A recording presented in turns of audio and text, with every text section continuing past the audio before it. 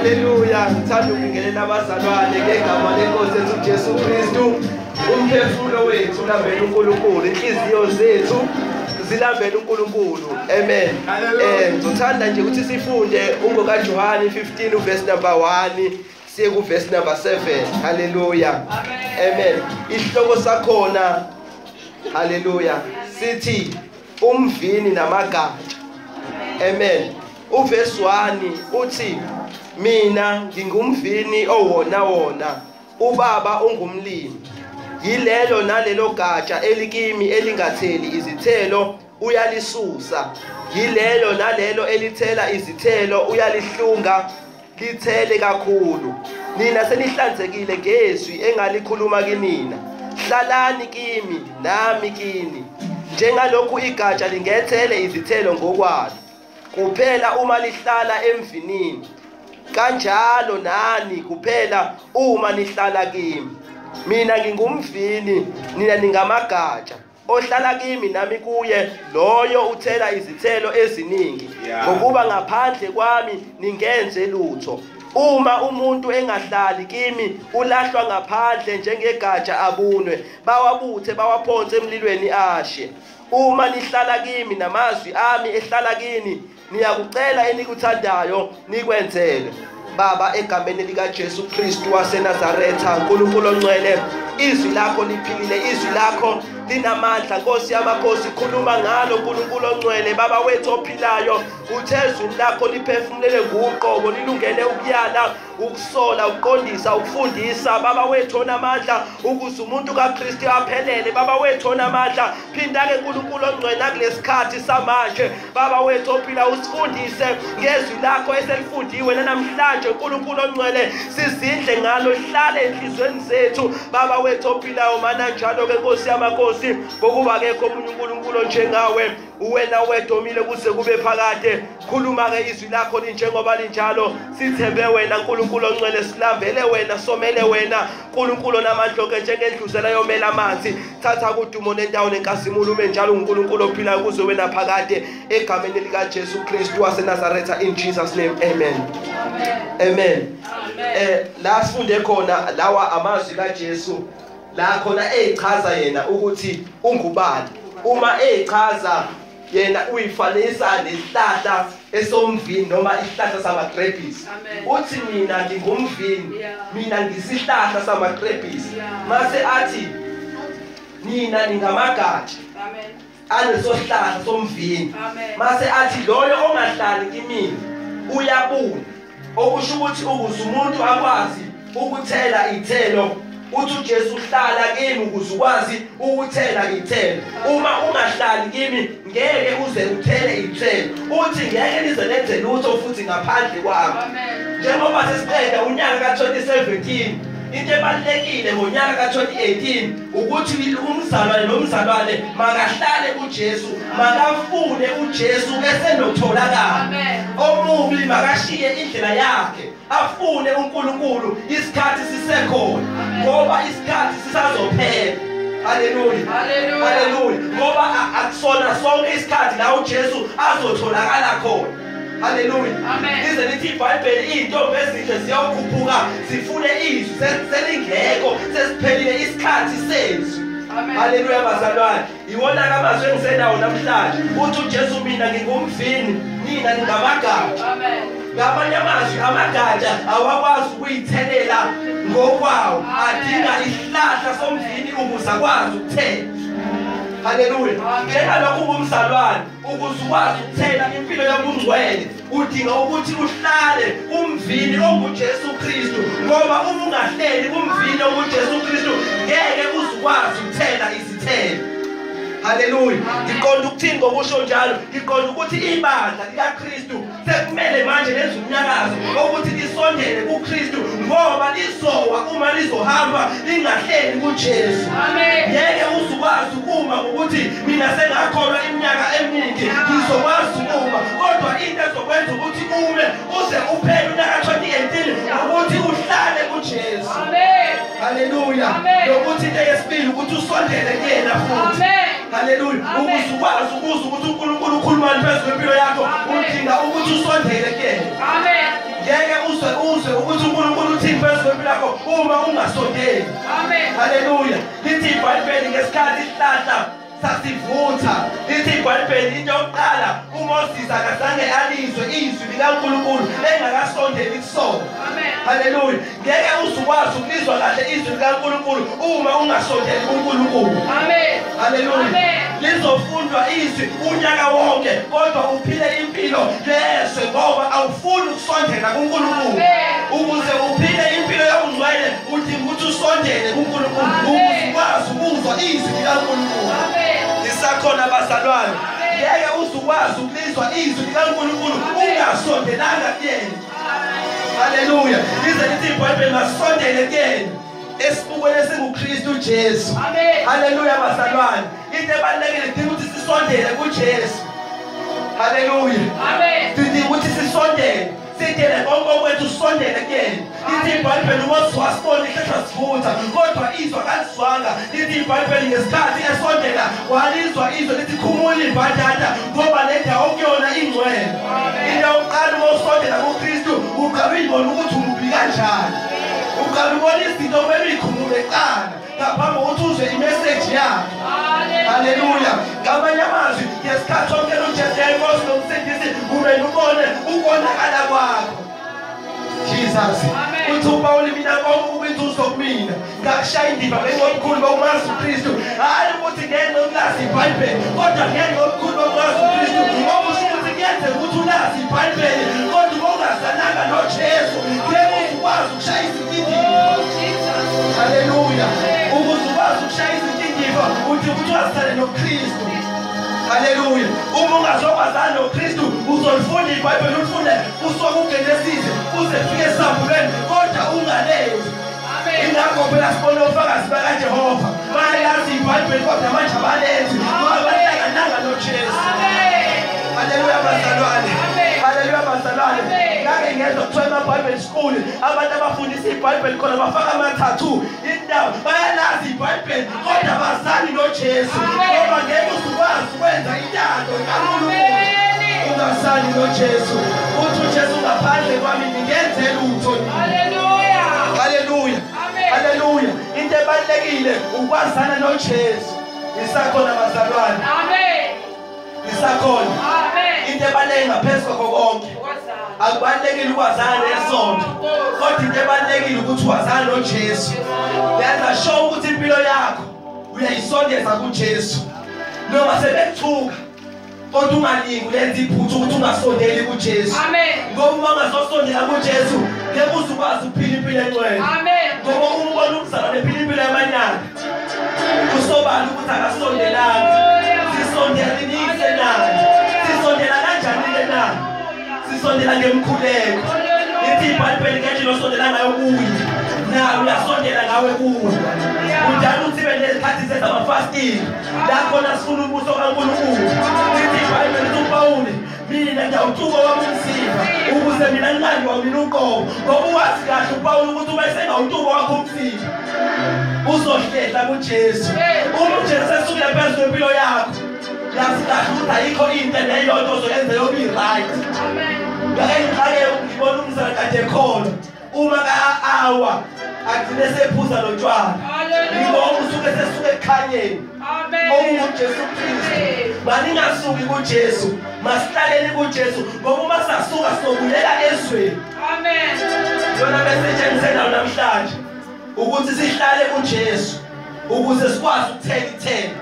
Uma singasohlala kuJesu ngeke sithele ithemba. Sizoyazi imithetho kodwa inkinga ngeke sikwazi ukuyenza. Haleluya. Haleluya bazalwane. Phela into eyenzeka nakulesikhathi esiphambilini babeyazi imithetho. Yingakho sithola uPawuli ekhuluma ngomuntu ephansi komthetho athi lokho engithanda ukukwenza angikwenzi kodwa lokho engingakuthandi ikhona engikwenzayo. Masathi mina lowenza lokho athi cha nakanye mina engiwenza lokho kodwa isono esihlala kumina. Haleluya bazalwane. Because uma uJesu engekho sizokwazi ukuthi umzalwane akaphinga kaJoni kodwa uJoni khona usho njalo ngoba uJesu usuke engekho phezu kwempilo yakho. Kodwa uJesu uma sekhona phezu kwempilo yakho into yokuqala uyibona ubona ukweduka kwakho. Athi ohlabelayo izwi lahlaba inhliziyo yakho ngazibona ukweduka ngoba ukwazi ukubona ukweduka ungakahlangani noJesu. Amen. Haleluya bazalwane. Amen. Lithi iBhayibheli nabafundi bakaJesu babekhala bethi Jesu ungasishiyi ilanga lishonile hlala nathi. Ngoba yonke ebalekile. Akubalekile ukwazi ukuthi esontweni sokuqala kanje kunesystem kune keyboard. Kodwa into ebalekile ukuthi uJesu usakhona yini. Amen. Haleluya. Amen. Into ebalekile ukuthi uJesu usahlala nathi. Ingakho even nokuphendwa kwabantu kulele kuJesu. Haleluya bazalwane. Lithi iBhayibheli. Haleluya. Lithi iBhayibheli ukuthi uJesu uma ningiphakamisa abantu kuzobadonsa. Abantu abazododwa ithina ngokuhlakanipha kwamazwi ethu. Kodwa abantu bazododwa ukuthi thina siphakamise uJesu.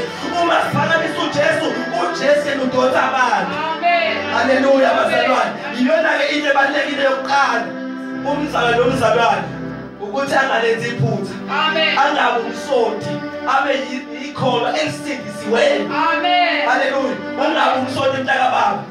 Kodwa yazana ukuthi sihlangana noJesu. Uma uhlangene noJesu sizobona indlela ophila ngayo. Akuzofakaza wena, kodwa kuzofakaza inkambo yakho. Haleluya. Angivali ufakaza. Lithi iBhayibheli havani enza zonke sizobafundi. Kumele vese sifakaze. Kodwa kumele inkambo ethi ifakaze. Ukuthi ngempela singabantwana bakaNkulunkulu. Amen. Haleluya. Ingakho phela iBhayibheli lithi kukhona abanesimo sokumesaba uNkulunkulu. Haleluya. Kodwa ke lithi iBhayibheli kodwa ngenkambo yabo ngendlela abaphila ngayo bayamphika. Amen. Ngoba into ekhuluma kakhulu bathi abafundile bathi ukwenza kukhuluma kakhulu kunokukhuluma. Amen. Indlela owenza ngayo iyona ekhuluma ukudlula ukukhuluma kwakho. Haleluya. Uma ngizothi ngisindisiwe ngihlukene nesono kodwa ngitholakala esonweni. Amen. Ngingumqambi manje ngilasi leqiniso alikho kimi. Uthi uJohane thina sinabokhanya. Athi akekho umuntu othi usekhanyeni atholakala ehambe emnyameni. Amen. Isakhona bazalwane. Into ebalekile ukuthi njengoba singukhanya kwezwe kumele nathi sibe sekhanyeni. Amen. Awukwazi ukuthi uthi uhamba noJesu kodwa utholakala uyisigcina sesono. Amen. Isakhona bazalwane. Yes. Iwona amazwi engisenayo namhlanje. Hallelujah. Akuzokhuluma amazwi okuphumelela. Amen. Kodwa ngizokhuluma ngamazwi azokugcina ngoba impumelelo iyadlula.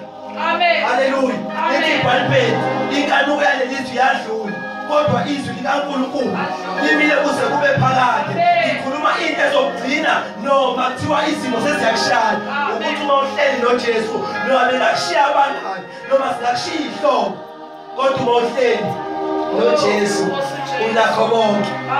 Lapho umbuzo engushiyayo ukuthi kazi uhleli noJesu. Hallelujah. Noma uJesu umkhonza ngengqondo yakho. Hallelujah. Kazi unazona iy'khathi nawe uyidela khona ngenxa yakhe. Kazi unazona iy'khathi zokukhuleka. Babe nalo oPawulu isikhathi sokukhuleka. Lithi iBhayibheli ngehora lesishagalolunye babeyeThekwini beyokhuleka ngo-9 ngo-6 beyokhuleka beze behlangana nendoda eyayisishosha icela ukukhangeza. Lithi iBhayibheli babeyokhuleka. Yes. Haleluya. Kazi sisakhuleka kusilibala. Ngoba phela into ebalekile njengathina okay into ebalekile kakhulukazi kubantu abasha. Haleluya. Amen. Into ebalekile sifuna ukuzwa ukukhona bakaNkulunkulu. Asifuna ukukhonza uNkulunkulu ngengqondo ngoba nabakashebe bayamkhonza ngengqondo bengezwa lutho. Amen. Haleluya. Nabaseziyoni bayamkhonza ngengqondo. Kodwa kumele kube khona umehluko ngoba sesisindisiwe. Umehluko uzokwenziwa yimkhuleko esiyibekela thina njengebandla likaKristu. Haleluya. Haleluya. Nisakhona bazalwane. Makube khona izinto esiyibekelayo. Amen. Zokukhula zokudonsa uNkulunkulu. Amen. Iqembu lebhola ukuze liwine. Idinga ukuthi lijime. Lidele konke lijime. Amen. Ukuze mase lihlale kahle. Hallelujah. Kanjani athe wasindisiwe ukuze sikwazi ukuhlangana. Uthi uPawuli kunjani pho uma behlangene abazalwane omunye ukhuluma ngesilimi omunye aprofeti. Yini ezokwenza lokho ukuthi thina sisondele kuNkulunkulu. Uma sashintsha indlela esondela ngayo uNkulunkulu iziphiwo zikamoya zizobonakala phezulu kwebandla. Amen. Sisakhona abazalwane. Amen. Iyona into ebalekile. Hallelujah. Singamshiya uJesu. Amen. Ungalahlekelwa yikho konke. Ungalahlekelwa ibandla, ungalahlekelwa imali, ungalahlekelwa umsebenzi, kodwa ungalahleki uJesu. Yenza ungashow ukuthi uJesu akalahleki phezu kwempilo yakho. And number 2, uma ususindisiwe, ukusindiswa uyakusebenzela. Yes. Akuyona ukusindiswa kahle uyisibambiso. Into eyisibambiso uma kwenzeka ufa ungene ezulwini. Amen. Amen. Kumele ukusebenzele ngoba kuyalahleka. Amen. Hallelujah. Lingakho noJesu uma ekhuluma uthi ubusisiwe obekezela kuze kube sekupheleni. Okusho ukuthi ungenzeka ukulahlekela phakathi nonyaka ufe usungasali noJesu. Hallelujah. Hallelujah. Masingafi sesingasali noJesu. Masife sibambene naye. Number 2, lentando kaNkulunkulu masiyenze. Masingamkhonzi ngengqondo. Kodwa konke okushiwo yizwi ngoba kahle izwi engazi ukuthi liyamanothi noma liyithiyo liyinto ebhaliwe. Thina kumele senze into epractical, kumele silenze ngezenzo. Izwi liyithiyo, izwi likhulumile ukuthi siyokhuluma ngelimi, kumele kubonakala abazalwane bekhuluma ngelimi. Izwi likhulumile ukuthi siyoprofetha, kumele kubonakala abazalwane beprofetha. Hallelujah. Thina kahle ukufeza lokhu okulotshiwe eBhayibhelini. Amen. Amen. Amen. uPaul ethi masingayenza amanyala imizimba yethu iyithempeli likaNkulunkulu engcwele. Kumele kubonakale thina ngempela kunjalo. Thina sizofakazela izwi. Hallelujah. Ithina singofakazi. Lithi iBhayibheli. Lithi iBhayibheli thina singamanxusa kaKristu. Uma thina sihamba kwisizinyawo sisindisiwe sihamba bathandaza. Amen. Hallelujah. Amen. Amen. Sesiphambene nezwi likaNkulunkulu. Asenze ukubhaliwe ezwini. Amen. Sesiyahlambalaza izwi. Ngoba le ndlela le yezimiso sikaNkulunkulu, le ndlela le kuyahlukaniswa uma usukuyona. Bantu abasha Sunday school nawo ngiyawubana ngoba lithi iBhayibheli uJosiya waba yinkosi ena 8 years. Ayibabi iminyaka uNkulunkulu ebiza. uJesu uma eqala ukusebenza wasebenzela 12 years. uSamuel uma ebizwa wabizwa usawumntwana. uJeremiya uma ebizwa wabizwa usawumntwana. Ungasabi Jeremiya. Wathi uJeremiya angikwazi ukukhuluma ngoba ngisawumntwana. Hallelujah. Ibaluleke kuthina sonke le message ukuthi masihlale kuJesu singamyeki. Kubalulekile ukuthi sihlale kuyena namazwi akhe ehlale kithi. Amen. Okushiwo yizwi masikwenzeni. Masingasuki kuyikhonkwane ezabekwa obabamkhulu bethu oAbraham. Ngoba phela obabamkhulu benyama bakhona basemangcwabeni. Kodwa obabamkhulu bethu bahlele eparadise oAbraham. Hallelujah. Ngoba sathe kwangena asebona abalelizwe thina singabaphezulu. Ingakho lithi iBhayibheli ifuna lokwaphezulu lapho khona ekhona uJesu. Uma semhlabeni kuyathandeka kodwa manje kuyadlula and futhi uma uphika nakho uzophela engcwabeni. Hallelujah. Hallelujah. Maningi amaqhawe omanje labantu izwi kodwa baphele emangcwabeni. Amen. Uma singayethola likaShembe uzowafica amangcwaba. Kukhona nethola likaShembe manje, uShembe usanda kufa manje. Ngoba okwasemhlabeni kuyadlula kodwa kukhona owanqoba ithuba. Igama lakhe uJesu. Lelo wavuka ngosuku lesithathu. Hallelujah. Athola ithuna seliqotshile. Igazi lakhe selingqobele. Themba kuJehova ngayo yonke inhliziyo yakho. Unganciki kwakho uqondo sekuyavala. Uthi uJehova niyeze nibe mpunga. Mina nguNkulunkulu. Thina sikhonza uNkulunkulu ongashintshi. Thina sikhonza uNkulunkulu onomusa. And number 2 uma uNkulunkulu enomusa lithi iBhayibheli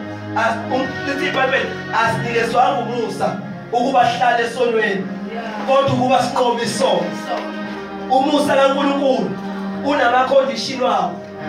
Awukuvumeli ukuthi uphile kanjani.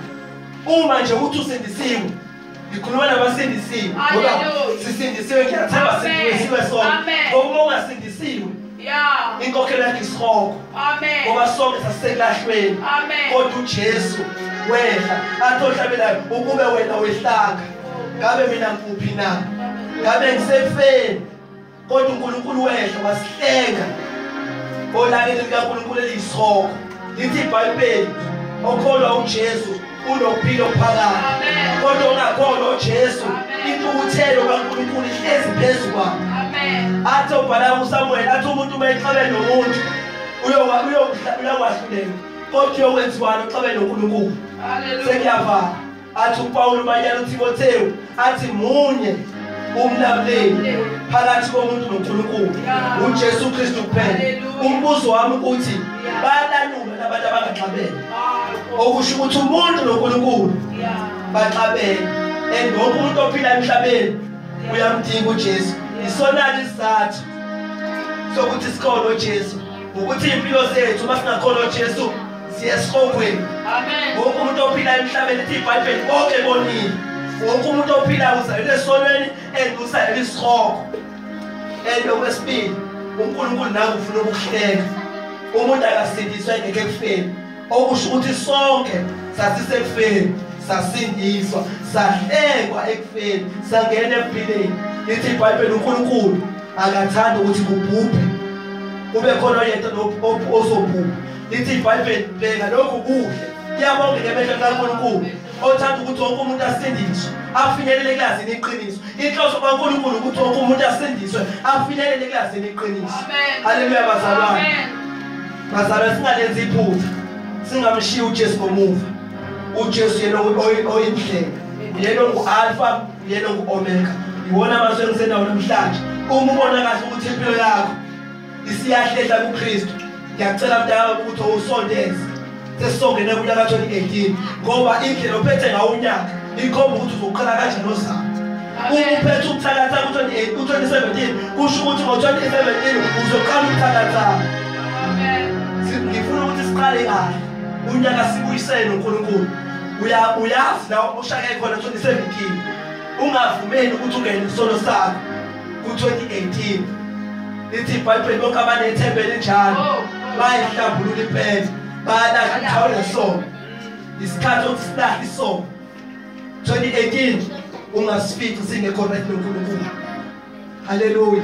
Ngoba thina siqhwama umusa bahlala esonweni kodwa kuba sinqoba isono. Ngiyabonga. Amen. Amagugu